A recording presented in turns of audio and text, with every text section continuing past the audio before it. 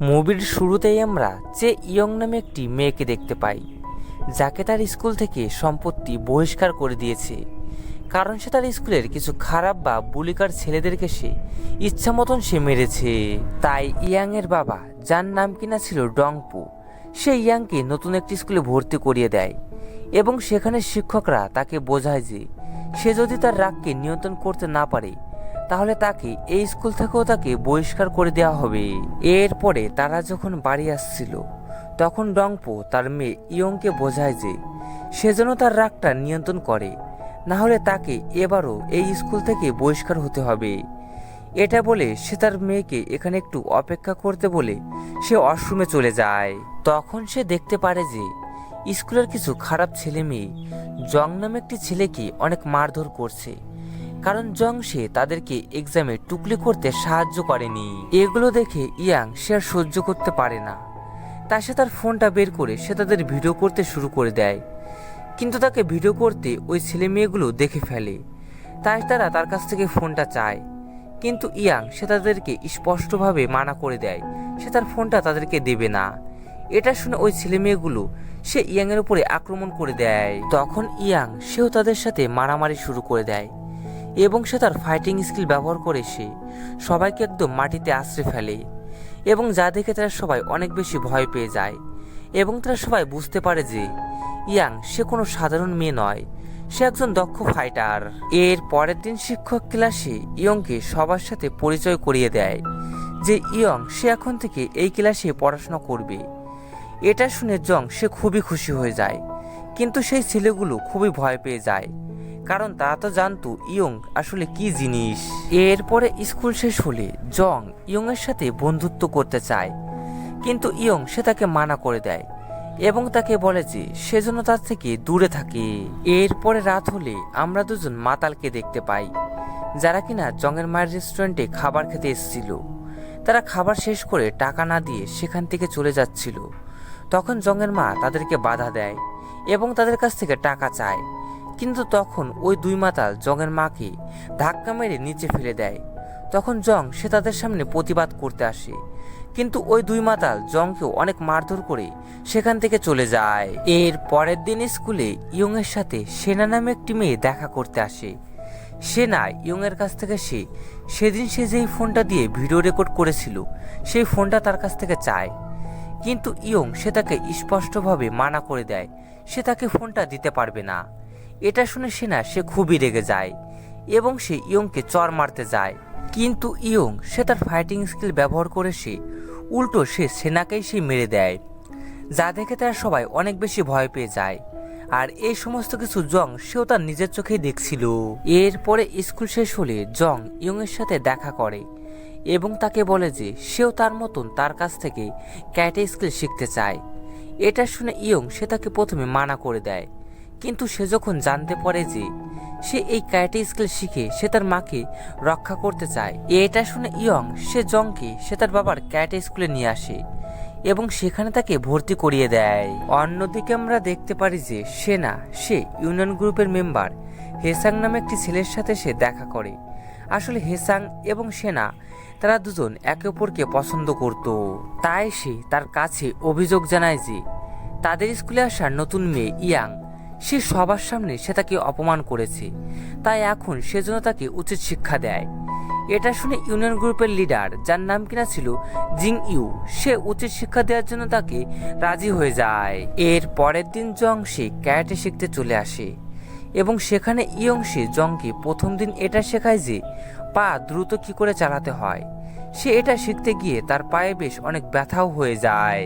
এর পরের দিন ইয়ং সে যখন স্কুলে আসে তখন ইউনিয়ন গ্রুপের দুজন মেম্বার ইয়ংকে হেসাংদের কাছে নিয়ে যায়। সেখানে হেসাং ইয়ংকে জিজ্ঞাসা করে যে সেদিন সে কেন ফাইট করেছিল। তখন ইয়ং সে তাদেরকে জানায় যে সেদিন সে শুধুমাত্র জং মানে তার বন্ধুকে সে বাঁচানোর জন্য সে ফাইট করেছিল। এরই মধ্যে হেসাং সে জানতে পারে যে সেদিনের ফাইটে ইয়নের কোনো দোষ ছিল না, তাই সে তাকে ছেড়ে দেয়, কিন্তু এতে সেনা সে খুবই রেগে যায়। এর পরের দিন জং সে যখন ক্যারাটে শিখতে যায় তখন ব্রেক টাইমে সে ইয়ংকে প্রশ্ন করে যে তুমি সবসময় কেন একা এবং চুপচাপ থাকো। তখন ইয়ং সে তাকে বলে যে আজ তুমি যাদেরকে বন্ধু বানাচ্ছ তারা একটা সময় তোমাকে ঠিকই ছেড়ে চলে যাবে, আর তখন তুমি খুবই একলা হয়ে পড়বে। আর এর থেকে ভালো যে তুমি প্রথম থেকেই একলা থাকো, আর এই জিনিসটাই আমি করছি।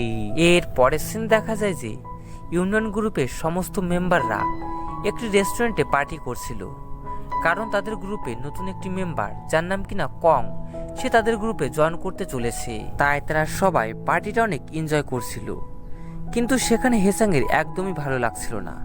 তাই সে এবং জিংইউ তারা দুজন বাইরে চলে আসে এবং তারা দুজন একটি গুরুত্বপূর্ণ বিষয় নিয়ে কথাবার্তা বলছিল। সেখানে জিংইউ সে হেসাংকে জানায় যে সে একটি মাফিয়া গ্যাংয়ে সে জয়েন হতে চলেছে। এখন যদি সে ওই গ্যাংয়ে জয়নিং ফি দেয় তাহলে সে ওই গ্যাংয়ের মেম্বার হয়ে যাবে, কিন্তু এমনটা করতে হেসাং সে তাকে মানা করে, কিন্তু জিংইউ সে তার কথা শোনে না। এর পরের দিন গ্যাং লিডার স্যানজিন সে জিনইউর সাথে দেখা করতে আসে এবং সে তাকে জানায় যে সে যেন খুব শীঘ্রই তার জয়নিং ফিটা জমা করে সে যেন গ্যাং মেম্বার হয়ে যায়, কেননা খুব শীঘ্রই তাদের মেম্বার লিস্টটা ফুল হয়ে যাবে। একই সাথে সে হেসাংকেও সে তাদের গ্যাংয়ে সে জয়েন হতে বলে এবং সে তাকে অফার করে যে সে যদি তাদের গ্যাংয়ে জয়েন করে তাহলে তার জয়নিং ফিটা দিতে হবে না। আসলে স্যানজিন সে কোনোভাবে সে জানতে পেরেছে যে হেসাং সে বেশ ভালোই বক্সিং পারে, তাই সে যে করেই হোক সে তার টিমে তাকে নিতে চায়, কিন্তু হেসাং সে তাকে না করে সেখান থেকে চলে যায়। অন্যদিকে আমরা জিংইউকে দেখতে পাই সে সঠিক সময় সে তার জয়নিং ফিটা সে জোগাড় করতে না পারায় সে অনেক বেশি রেগেছিল। তাই সে কংকে সে অর্ডার দেয় যে সে এখনই যেন সে জংকে ধরে নিয়ে আসে, কারণ সে তার রাগ মেটানোর জন্য সে তাকে মারতে চায়। এরপরে তারা যখন জংকে ধরতে আসে তখন হেসাং সে তাদেরকে বাধা দেয়, কিন্তু তখনই সেখানে কং চলে আসে এবং সে হেসাংয়ের সাথে সে মারামারি বাঁধিয়ে দেয় এবং সে হেসাংকে অনেক মারে। তখনই সেখানে ইয়ং চলে আসে এবং সে জংকে তার সাথে ক্যারাটে প্র্যাকটিস করতে যেতে বলে। এই বলে সে যখন তার হাতটা ধরে তখন কং সে ইয়ং এর উপরে অ্যাটাক করে দেয়, কিন্তু সে এটা জানতো না যে ইয়ং সে ছিল একজন দক্ষ ফাইটার। ইয়ং সে তার ক্যারাটে স্কিল ব্যবহার করে সে কংকে সে অনেক মারে এবং সে তাকে আহত করে ফেলে, এবং এটা দেখে তারা সবাই একদম অবাক হয়ে যায়। হেসাং ইয়নের এমন ফাইট দেখে সে একদম মুগ্ধ হয়ে যায়, তাই সে জংকে রিকোয়েস্ট করে যে সেজন্য তাকেও সে তার সাথে ক্যারাটে শিখতে নিয়ে যায়। এটা শুনে সে তাকে ইয়ংয়ের বাবার ক্যারাটে স্কুলে নিয়ে আসে এবং সেখানে তাকে ভর্তি করিয়ে দেয়। এর পর দিন থেকেই তাদের সবার ক্যারাটে প্রশিক্ষণ শুরু হয়ে যায় এবং তারা সবাই অনেক মনোযোগ সহকারে ক্যারাটে প্র্যাকটিস করতে থাকে। আর এভাবে দেখতে দেখতে কয়েকদিন পার হয়ে যায় আর তাদের সবার মধ্যে এখন অনেক ভালো একটা বন্ধুত্ব সম্পর্ক তৈরি হয়ে যায়। এরপর একদিন তারা তিনজন একসঙ্গে ঘুরতে বেরোয় এবং তারা অনেক মজা করে। এরপরে জং সে তাদের দুজনকে তার মায়ের রেস্টুরেন্টে নিয়ে আসে এবং এই জিনিসটা দেখে তার মা অনেক খুশি হয়। এরপর তারা যখন খাওয়া দাওয়া শেষ করে বাড়ি আসবে তখন ইয়ং সে হেসাংকে প্রশ্ন করে যে তুমি এখন কেন বুলি গ্যাং ছেড়ে এখন ভালো হওয়ার চেষ্টা করছো। তখন হেসাং সে তাকে বলে যে আমি সব দিন তোমার এবং জংয়ের মতন এমন ভালো বন্ধু খোঁজার চেষ্টা করেছিলাম, কিন্তু আমার ভাগ্যে সব দিনই বুলি গ্যাং জুটেছিল। স্কুলে আমাকে সবাই অনেক বুলি করতো, তাই আমিও শেষমেশ বাধ্য হয়ে বুলি গ্যাংয়ে জয়েন করি। কিন্তু এখন আমি নিজেকে বদলাতে চাই, একজন ভালো মানুষ হতে চাই। এটা শুনে ইয়ং সে খুবই খুশি হয়ে যায়। এর পরের দিন জিংইউ সে হেসাংয়ের সঙ্গে দেখা করে এবং সে তাকে জানায় যে সে জয়নিং ফি দিয়ে দিয়েছে, তাই সে এখন থেকে সে একজন অফিসিয়ালভাবে সে একজন গ্যাং মেম্বার, আর এই গ্যাংটা স্কুলটাকে কন্ট্রোল করবে এবং সমস্ত ছাত্রদেরকেও কন্ট্রোল করবে। কিন্তু এটা শুনে হেসাং সে এমনটা করতে তাকে মানা করে, কিন্তু সে তার কথা শোনে না এবং সে হেসাংকে অর্ডার দেয় যে সেজন্য এখনই ইয়ংকে মেরে ফেলে। এটা শুনে হেসাং সে খুবই রেগে যায় এবং সে জিনইউর সাথে সে ফাইট শুরু করে দেয় এবং সে খুব সহজেই সে জিনইউকে সে হারিয়ে দেয় এবং সে তাকে অনেক ইচ্ছা মতন মারধর করে। এরপরে জিনইউ সে সেনার সঙ্গে দেখা করে এবং তাকে উল্টাপাল্টা বোঝায় যে তুমি তো হেসাংকে পছন্দ করো, কিন্তু হেসাং সে তো তোমাকে পছন্দ করে না, সে তো ইয়াংকে পছন্দ করে, তাই তোমার এখন উচিত যে ইয়াংকে মেরে ফেলা। আর সে যদি এখন এই কাজটা করতে পারে তাহলে সে তার পছন্দের মানুষ মানে হেসাংকে সে আবার পুনরায় ফিরে পাবে। এটা শুনে সেনা সেই কাজটা করতে রাজি হয়ে যায়। তাই সে এর পরের দিন সে ইয়ংয়ের সাথে দেখা করে এবং তার সাথে অনেক সে ভালো ব্যবহার করে এবং সে তার এতদিনের খারাপ আচরণের জন্য তার কাছে ক্ষমা চায় এবং সে তাকে একটি ড্রিঙ্ক পান করতে দেয় যার মধ্যে সে আগে থেকে বিষ মিশিয়ে রেখেছিল। সেনা ইয়ংকে প্রশ্ন করে যে তুমি কি হেসাংকে পছন্দ করো? তখন ইয়ন সে তাকে স্পষ্টভাবে বলে দেয় যে সে হেসাংকে পছন্দ করে না। হেসাং সে শুধু তার একটা ভালো বন্ধু। এটা শুনে সেনা সে বুঝতে পারে যে জিং ইউ সে তাকে ভুল বুঝিয়েছে। তাই ইয়ং সে যখন ওই বিষ মেশানো ড্রিঙ্কটা পান করতে যাবে তখন সেনা সে তার ড্রিঙ্কটা ফেলে দেয়। আর তখনই সেখানে জিং ইউ এবং কং চলে আসে এবং তারা এসে সেনাকে অনেক জোরে একটা থাপ্পড় মারে, কারণ সে তাদের কথা মতো সে কাজ করেনি। এরপরে কং সে ইয়ংয়ের গলা চেপে ধরে এবং সে তাকে মেরে ফেলার অনেক চেষ্টাও করে। আর এই খবরটা জং সে যখন জানতে পারে তখন সে হেসাংকে গিয়ে বলে। তখন হেসাং সে ইয়ংকে ফোন করে, কিন্তু তার ফোনটা জিং ইউ সে ধরে এবং সে তাকে বলে যে সে যদি ইয়ংকে বাঁচাতে চায় তাহলে সে এবং জং সেজন্য এখনই জিম রুমে চলে আসে। এটা শুনে তারা দুজন আর সময় নষ্ট না করে জিম রুমের উদ্দেশ্যে রওনা দিয়ে দেয়।